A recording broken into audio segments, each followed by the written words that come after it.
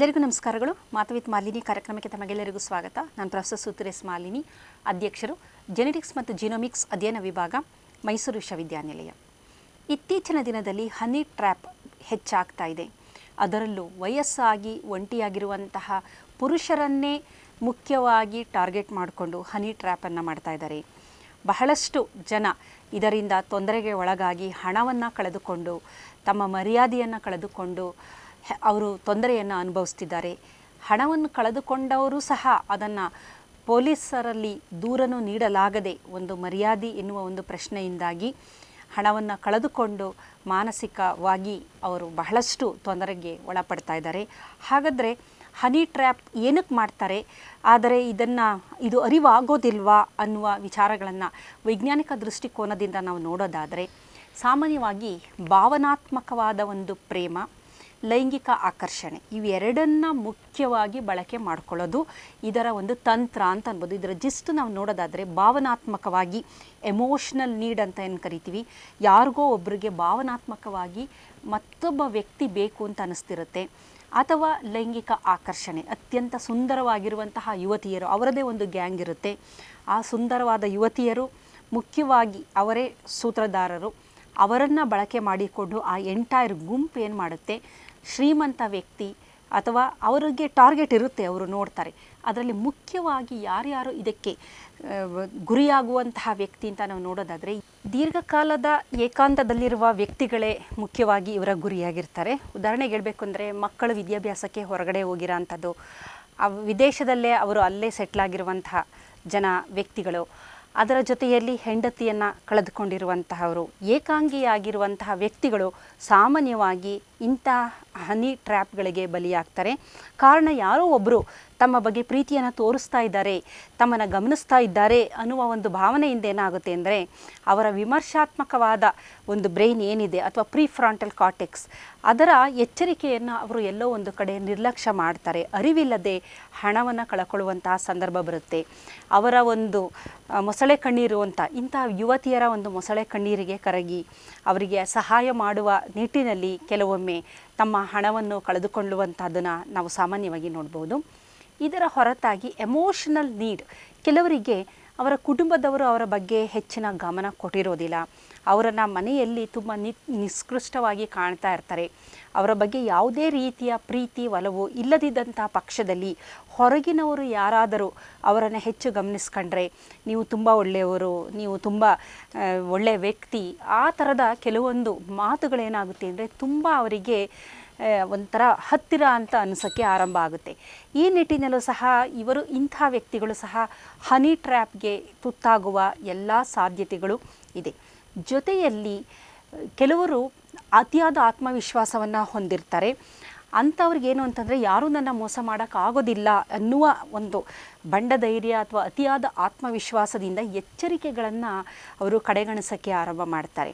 ಇದರಿಂದ ತೊಂದರೆ ಆಗುತ್ತೆ ಅನ್ನುವುದನ್ನು ಅವರು ಕಡೆಗಣಿಸಿ ಕೊನೆಗೆ ಈ ಒಂದು ಮೋಸದ ಜಾಲಕ್ಕೆ ಬೀಳುವಂಥದ್ದು. ಸಾಮಾನ್ಯವಾಗಿ ಇಂಥವರು ತುತ್ತಾಗುವಂತಹ ವ್ಯಕ್ತಿಗಳ ಬಳಿ ಹಣ ಇರುತ್ತೆ ಅಥವಾ ಅಧಿಕಾರ ಇರುತ್ತೆ.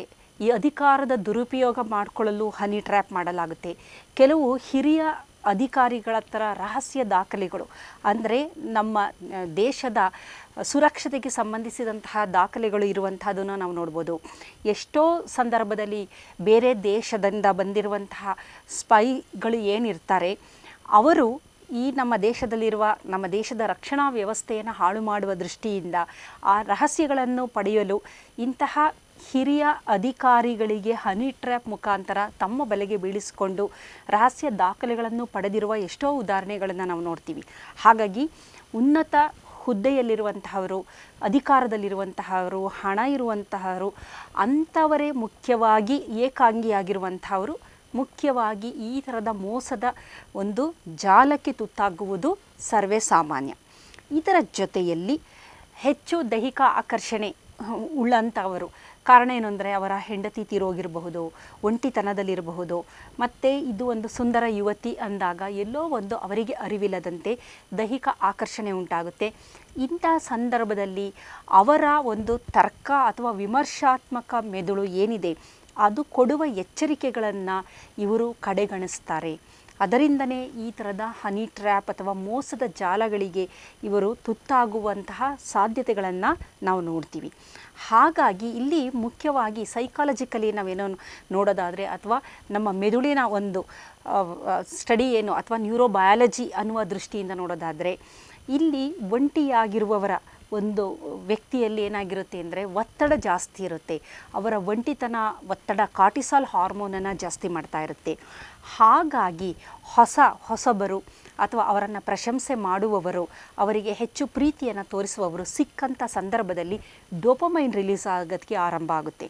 ಅವರಿಗೆ ವಯಸ್ಸಾಗಿದ್ದರೂ ಸಹ ಅವರು ಕೊಡುವ ಈ ಒಂದು ಮೆಸೇಜ್ಗಳು ಅಥವಾ ಸಂದೇಶಗಳು ಏನಿದೆ ಅವರಿಗೆ ಎಲ್ಲೋ ಒಂದು ಕಡೆ ಸಂತೋಷವನ್ನು ನೀಡ್ತಾ ಇರುತ್ತೆ. ಜೀವನದಲ್ಲಿ ಇನ್ನೂ ಬದುಕಲು ಆಸೆಯನ್ನು ಹೆಚ್ಚು ಮಾಡ್ತಾ ಇರುತ್ತೆ. ಅವರು ವಯಸ್ಸು ಎಲ್ಲ ಮುಗಿದೋಗಿದೆ ಜೀವನದಲ್ಲಿ ಅಂದ್ಕೊಂಡಿರ್ತಾರೆ. ಆದರೆ ಜೀವನದಲ್ಲಿ ಇನ್ನೂ ಹೆಚ್ಚಿನ ಉತ್ಸಾಹ, ಬದುಕಲು ಜೀವನೋತ್ಸವವನ್ನು ನೀಡಲು ಕೆಲವೊಮ್ಮೆ ಅವರು ಆ ಮೋಸದ ಜಾಲದ ಯುವತಿಯರು ನೀಡುವ ಕರೆಗಳಾಗಿರ್ಬೋದು, ಮೆಸೇಜ್ಗಳಾಗಿರ್ಬೋದು, ಅದು ಎಲ್ಲೋ ಅವರಲ್ಲಿ ಆ ಡೋಪಮೈನ್ ಸೆಕ್ರೇಷನ್ನ ಮಾಡ್ತಾ ಬರುತ್ತೆ.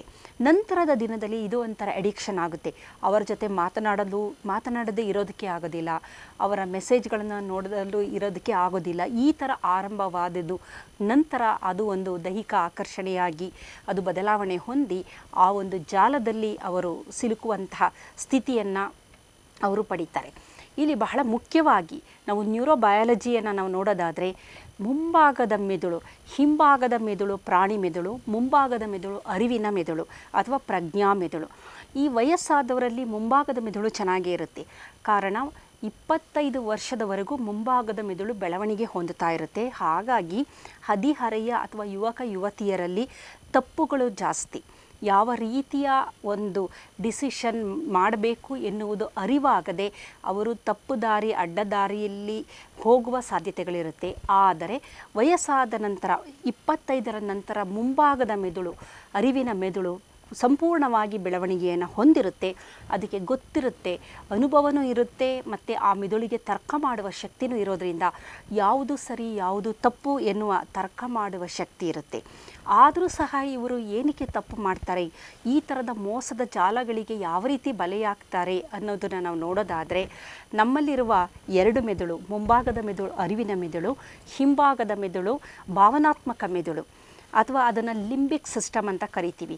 ಮುಖ್ಯವಾಗಿ ಎಲ್ಲ ಭಾವನೆಗಳು, ಪ್ರೀತಿ, ಆಕರ್ಷಣೆ, ಕರುಣೆ, ದಯೆ, ಮೋಹ, ಕಾಮ ಎಲ್ಲದೂ ಇರುವಂಥದ್ದು ಹಿಂಭಾಗದ ಮೆದುಳಿನಲ್ಲಿ. ಅದು ಯಾವಾಗ ಆ್ಯಕ್ಟಿವೇಟ್ ಆಗುತ್ತೆ ಆವಾಗ ಮುಂಭಾಗದ ಮೆದುಳು ಶಟ್ ಡೌನ್ ಆಗುತ್ತೆ. ಅದಕ್ಕೆ ಗೊತ್ತಾಗೋದಿಲ್ಲ, ಏಕೆಂದರೆ ಒಂದೇ ಸಮಯಕ್ಕೆ 2 ಮೆದುಳುಗಳು ಕೆಲಸ ಮಾಡೋದಿಲ್ಲ. ಯಾವಾಗ ಮುಂಭಾಗದ ಮೆದುಳು ಆ್ಯಕ್ಟಿವೇಟ್ ಆಗಿರುತ್ತೆ ಹಿಂಭಾಗದ ಮೆದುಳು ತಟಸ್ಥ ಆಗುತ್ತೆ. ಹಿಂಭಾಗದ ಮೆದುಳು ಆ್ಯಕ್ಟಿವೇಟ್ ಆದರೆ ಮುಂಭಾಗದ ಮೆದುಳು ತಟಸ್ಥ ಆಗುತ್ತೆ. ಹಾಗಾಗಿ ಈ ಒಂದು ಸಂದರ್ಭದಲ್ಲಿ ದೈಹಿಕ ಆಕರ್ಷಣೆಗೆ ಒಳಪಟ್ಟಾಗ ಮುಂಭಾಗದ ಮೆದುಳು ತಟಸ್ಥ ಆಗಿರೋದ್ರಿಂದ ಅವರಿಗೆ ಸರಿಯಾದ ಅರಿವನ್ನು ಅದು ನೀಡೋದಿಲ್ಲ.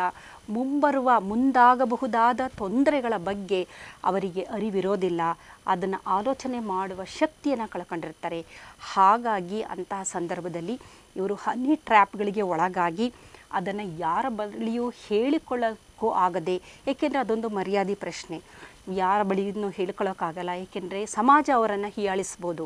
ಇಷ್ಟು ವಯಸ್ಸಾಗಿದೆ, ಈ ಥರದ ಕೃತ್ಯಕ್ಕೆ ನೀನು ಮಾಡಿದೆಯಲ್ಲ ಎಂದು ಅವರನ್ನು ಹಂಗಿಸಬಹುದು, ಅವರ ಮರ್ಯಾದೆ ಹೋಗಬಹುದು, ಅಥವಾ ದೊಡ್ಡ ಹುದ್ದೆಯಲ್ಲಿದ್ದಾಗ ಅವರ ಹುದ್ದೆಗೆ ಧಕ್ಕೆ ಬರಬಹುದು ಅನ್ನುವ ಒಂದು ಮನಸ್ಥಿತಿಯಿಂದ, ಆ ಒಂದು ಭಯದಿಂದ ಅವರೇನು ಮಾಡ್ತಾರೆ, ಇದನ್ನು ಎಲ್ಲೂ ಹೇಳಿಕೊಳ್ಳದೆ ಅವರ ಮನಃಶಾಂತಿಯನ್ನು, ನೆಮ್ಮದಿಯನ್ನು, ಹಣವನ್ನು ಎಲ್ಲವನ್ನೂ ಕಳೆದುಕೊಂಡು ಕೆಲವೊಮ್ಮೆ ಒತ್ತಾಯಪೂರ್ವಕವಾಗಿ ಅಧಿಕಾರವನ್ನು ದುರುಪಯೋಗಪಡಿಸಿಕೊಳ್ಳುವಂತಹ ಪ್ರಸಂಗಗಳು ಬರುತ್ತೆ. ರಹಸ್ಯಗಳನ್ನು ಹಂಚಿಕೊಳ್ಳುವಂತಹ ಪ್ರಸಂಗಗಳು ಬರುತ್ತೆ. ಹಾಗಾಗಿ ಈ ಹನಿ ಟ್ರ್ಯಾಪಿನ ಒಂದು ಪರಿಣಾಮಗಳನ್ನು ನೋಡೋದಾಯಿತು ಅಂದರೆ ನಿಜವಾಗ್ಲೂ ಅದು ಅತ್ಯಂತ ಹೆಚ್ಚು ಡ್ಯಾಮೇಜ್ ಉಂಟು ಮಾಡುವಂತಹ ಸ್ಥಿತಿ ಅಂತ ಅನ್ಬೋದು. ಹಾಗಾಗಿ ಇಂತಹ ಮೋಸದ ಜಾಲಕ್ಕೆ ಬೀಳುವ ಮೊದಲು ನಮ್ಮ ಮುಂಭಾಗದ ಮೆದುಳನ್ನು ಆ್ಯಕ್ಟಿವೇಟ್ ಮಾಡಿಕೊಂಡು ತರ್ಕ ಮಾಡಬೇಕು. ಇವರು ಯಾರು, ಇವರು ಇಷ್ಟು ಸಣ್ಣ ವಯಸ್ಸಿನ ಹುಡುಗಿ ನನಗೆ ಯಾವ ರೀತಿ ನನ್ನನ್ನು ಬಯಸ್ತಾ ಇದ್ದಾಳೆ, ನನ್ನಲ್ಲಿ ಅಂಥದ್ದೇನಿದೆ, ಆ ಥರ ಇದರ ಉದ್ದೇಶ ಏನು, ಇವರ ಹಿಂದೆ ಯಾರಿದ್ದಾರೆ, ಈ ಥರದ ಕೆಲವೊಂದು ತರ್ಕಗಳು ನಾನಾ ರೀತಿಯ ಅನಾಲಿಸಿಸ್ ಮಾಡಿದಾಗ ನಮಗೆ ಸತ್ಯ ದರ್ಶನ ಆಗುತ್ತೆ. ಹಾಗಾಗಿ ಇಂತಹ ಮೋಸಗಾರರ ಒಂದು ಬಲೆಗೆ ಬೀಳದಂತೆ ನಮ್ಮನ್ನು ನಾವು ರಕ್ಷಿಸಿಕೊಳ್ಳಬೇಕು ಅಂದರೆ ನಮ್ಮ ಆಲೋಚನೆಗಳು, ನಮ್ಮ ತರ್ಕಗಳು, ಡಿಸಿಷನ್ ಮೇಕಿಂಗ್ ಇದೆಲ್ಲ ನಡೆಸುವಂತಹ ಮುಂಭಾಗದ ಮೆದುಳನ್ನು ಆ್ಯಕ್ಟಿವೇಟ್ ಮಾಡಿಕೊಂಡಾಗ ನಾವು ಖಂಡಿತವಾಗಲೂ ಇಂತಹ ಮೋಸಗಾರರ ಬಲೆಯಿಂದ ನಾವು ಸಂಪೂರ್ಣವಾಗಿ ತಪ್ಪಿಸಿಕೊಳ್ಳುವಂತಹ ಸಾಧ್ಯತೆಗಳು ಇದೆ. ನಮಸ್ಕಾರ.